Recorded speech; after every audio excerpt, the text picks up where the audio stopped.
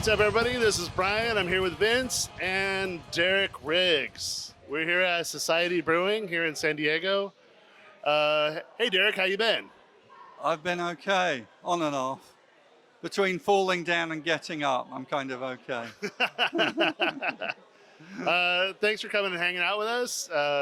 We're doing you're doing a signing here also with Vinny Appice, which is awesome. Yeah, Uh, we got together and decided to see if we could make it work yeah, with both of us here. it's been a good flow of people. Yeah, well, it was all right this morning, and then it's quieted down a bit. It's quieted We're down. hoping people will finish their shopping and come down for beer and signings. we thought we'd steal you for a little bit so you could build up a line again. Ah, That's that how works sometimes. That works, yeah. If I go away, I come back, there's usually a line, but then I turn up and they'll disappear without buying anything. It's very tragic. I'm sorry. Vince will pay for what you're missing out on. Oh, good, I'm glad about that. Does he know yet? Yeah. Derek, I don't know if you remember, but we interviewed you like a couple years ago. It's probably like 3 years ago now, maybe a little longer, but I'll put the previous interview in the comments. But it just what kind of like last time we touched about like some of your process with Maiden, and I was kind of wondering like how your artist life started even as a child. I don't know. I just always drew stuff. And sometimes it was okay and sometimes it wasn't. Never really had a teacher as such. Because it was the 60s and we didn't have teachers. We had people who encouraged us to explore the world on our own. Consequently, none of us never learned anything. So we had to make it up as we went along. So I learned from comic books and anatomical drawings and the paintings of Max Ernst and Michelangelo's sculptures and things like that. You know, the other kids were playing football and I was reading about Renaissance art. Yeah, geek. Yeah, and it just carried on, you know. I discovered album covers because they were a big thing in the 60s and 70s. And then I started painting album covers. I moved to London and trailed my portfolio around record companies. Before London, where were you living? Coventry. Okay. And sometimes in Cornwall, which is the bit that sticks off the bottom of England. Okay. And because there's no work in Coventry for illustrators, you just can't do it. Nobody there. So I went to London and started poking around and eventually got some work. I gave up trying to do book covers because they didn't pay very much. You had to have an agent that showed it all around everywhere in order to make some money. And then they'd keep most of it. And so I started painting record covers because till I walked through the door at EMI, the guy there said he'd never seen an illustrator. They came from out of, hello. That guy's famous. They said they'd never seen an artist come through the door. So the field was kind of wide open. You know, there was Roger Dean and a couple of others doing stuff in the 60s and early 70s. Then it stopped. And it stopped dead cold. It didn't peter out. It just went, and that was it. And there was no metal, there was no rock, there was no prog rock, there was only punk. And so that's what I was trying to paint, punk, because that was the only show in town. And Eddie was actually a punk, he had a mohawk. And then I sold him to Iron Maiden. Um, and they said, "Can you put more hair on him, please?" So I did. um, yeah, so that's about it, really. It's just I was doing, I was showing my artwork to art agents in record companies here, there, and everywhere, and I was doing about 6 months a year painting, and the other 6 months I'd be going around showing it to people, and I wouldn't have time to paint. Being your own agent. Yeah, pretty much. And you know, so I got to know people a bit better than some anonymous agent. You see, an agent walks through the door with 50 artists in a portfolio and plonks it on the table, and they don't know who's who, and they don't really care. They're much too busy.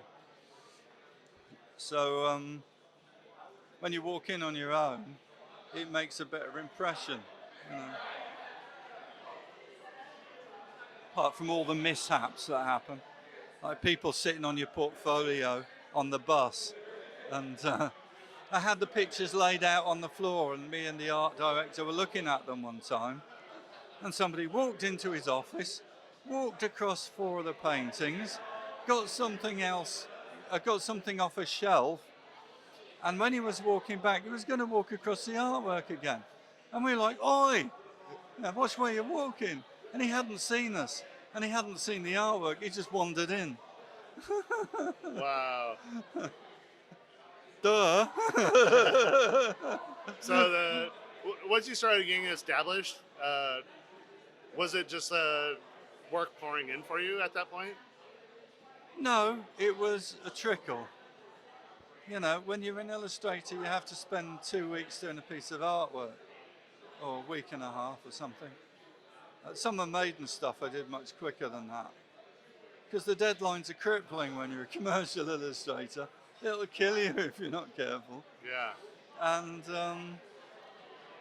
so it's just a matter of getting the work, getting it done as quick as you can, and getting it out and getting on with the next piece. Otherwise, you won't make a profit. Yeah.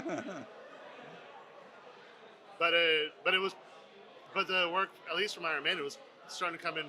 Yeah, Iron Maiden's work starting to started stack coming up. in, and I was doing a few other things here and there. And then Iron Maiden put me under contract, because I was thinking about stopping doing it and doing something else, because it wasn't really paying very well. So they put me under contract so I could carry on working for them. Was the contract you were exclusively for them? Yeah. The first one was. The second one was a bit looser, because I signed 3 contracts in the end. And the third one, that was enough. It was done. You know, when you kind of look back at your body of work, you know, what pieces are you most proud of, if any? I think Somewhere in Time is okay, and Power Slave is pretty good, and I think Killers is all right. The album covers are usually better than the single covers. Some of the single covers got a bit ropey because they had to be done very quickly, some of them. That's kind of surprising to me, because when I look at like a lot of the single covers, like especially the ones for Somewhere in Time, they're still pretty intricate. Well, I paint them small. See, you can paint them really big, but then you spend lots of time just doing this. Yeah. So you paint them small, and you can still get the detail in, but you don't need to spend all that time covering space so you can get onto the good bit. You know, because painting kind of clouds and bricks can be a bit boring. Yeah. So you want to get that done and get onto the good bit as quick as you can, really. Yeah. I mean, did you only do like the large paintings for album covers and small paintings for singles? Is that kind of how? My paintings were, well, initially they were initially the same size as they were reproduced. Like 12-inch. Yeah. Yeah. The 12 inches were like 12 and a half inches because they need a bit The to bleed. fold round Yeah. when they're making the covers. They got to fold bits round. And sometimes I forgot to do that. And I made one 7-inch single 7 inches. And they complained like mad. It cost them £500 back in the 1970s to enlarge it by a quarter of an inch.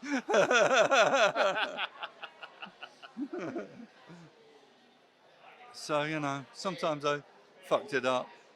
There's some weird things gone on. I mean, I used to put black tape around the edge of the artwork to so you could see where the picture stopped, because I actually stopped painting about half an inch before the edge of the picture. Like a mask. Yeah. Okay. And it also protected it if somebody dropped it. It didn't mash it. It just bent the corner a little bit, and it didn't really matter. And Killers has a black line around it, and somebody said, oh, it's that tape you used to put on there, but it wasn't, because they'd actually cropped bits off the picture. The picture was about half an inch bigger than what they so used? nobody really knows where that black border came from, or who put it on there, or why. Because we went and asked them about that, and nobody could explain where it came from. So somebody messed up and won't fess up to it. Yeah.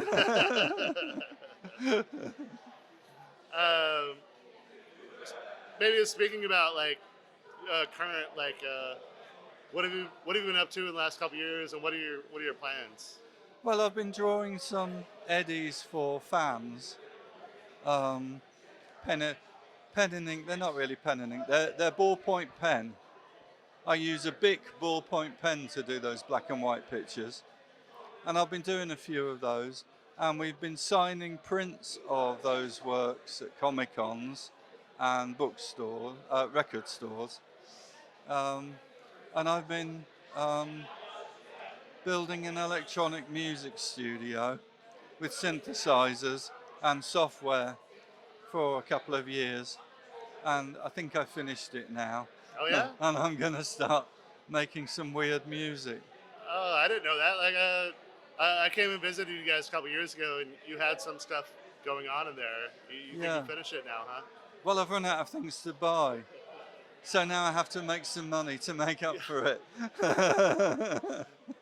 Oh, that's awesome. Okay, I'm gonna hand you over to Vince over here. So speaking of your analog gear and stuff, are you also into electronic music at all? Yeah. Yeah. I've always been interested in avant-garde electronic music. All right. I don't mean dance music so much. Just weird noises. Ambient stuff and atmospheric stuff. The sound of electric drills and X-ray machines. Tangerine Dream. Kraftwerk. Yeah, on one of my more commercial days. Yeah. I got. You ever heard of Faust? Oh yeah.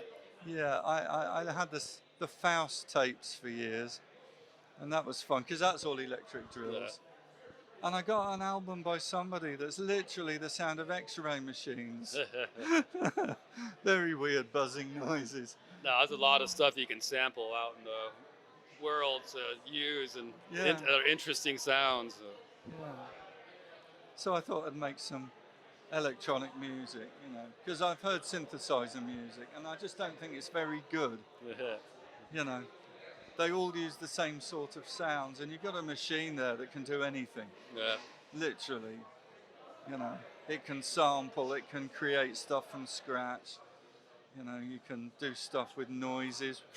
Get off my nose. That's a nosy fly. Speaking about flies, some of your covers have flies in there, right? They've all come round today. Yeah. My karma's come back to get me. I got another funny question. How many times has Eddie died? Just the one time. Let's see. Let's switch subjects a little bit. I know you love Black Sabbath. What are your two of your most favorite Black Sabbath albums? I like the early four. Yeah. After that, they got a bit too rocky for me. You know, I'm not a big kind of rock fan. When they start trying to be rock musicians, I lose interest. The early ones were like some kind of evolved blues. I mean, the first album is just pure blues. Yeah. That's blues guitar. There's nothing else there, you know. And that was brilliant. And I like up to about Sabbath Volume 4, or Sabbath, Bloody Sabbath. You know, Bloody Sabbath. And yeah, but after that, I kind of faded away. I used to like Uriah Heep, their early albums, you know, Demons, Wizards and that, because they had this funk guitar thing going on that I thought was a really cool thing to do.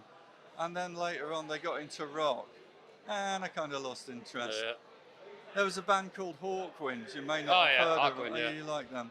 I like their early albums. I think they're brilliant. They're somewhere between jazz and rock and blues.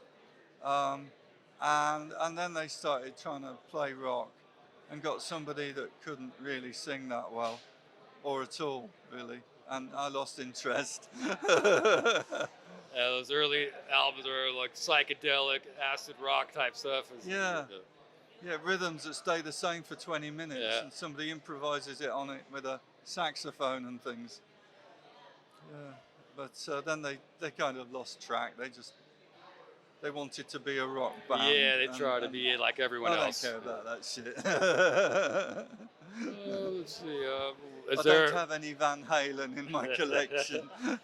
Is there any newer bands that you'd like at all, or any Haven't new really music? heard any. Yeah. I stopped listening actually. I kind of, it was all so dismal. I just went off and started playing jazz and things, which doesn't really hit the spot. There's something missing in all of it, really.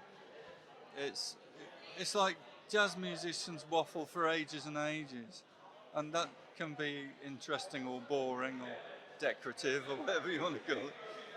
You know, but I feel that jazz musicians are best when they're playing pop music. Yeah. Or rock, because I think it's the structure makes them work harder. They don't just drivel on and on forever and ever and ever. You know? Yeah, some kind of energy behind it. Yeah, it's the difference between rock and prog rock. You know, with prog rock, it died because those musicians. I can't say prog rock too many times. I swallow my tongue. Wog pock, plug dog, mug frog. Well, those musicians, they want to play everything all the time and they don't want to take a breath. So their music ends up as a kind of rabble. It's like musical diarrhea, you know. I know you're into comics and stuff too, and I see you have an Umbrella Corporation shirt. Do you like video games too? No, I just like the merchandise. Yeah. I'm the merchandise guy. No, what are your favorite comics too? I don't read comics anymore. I used to like Captain America and the Fantastic Four when I was about 15. Yeah. But I haven't read any since then. I got all these back issues from somewhere.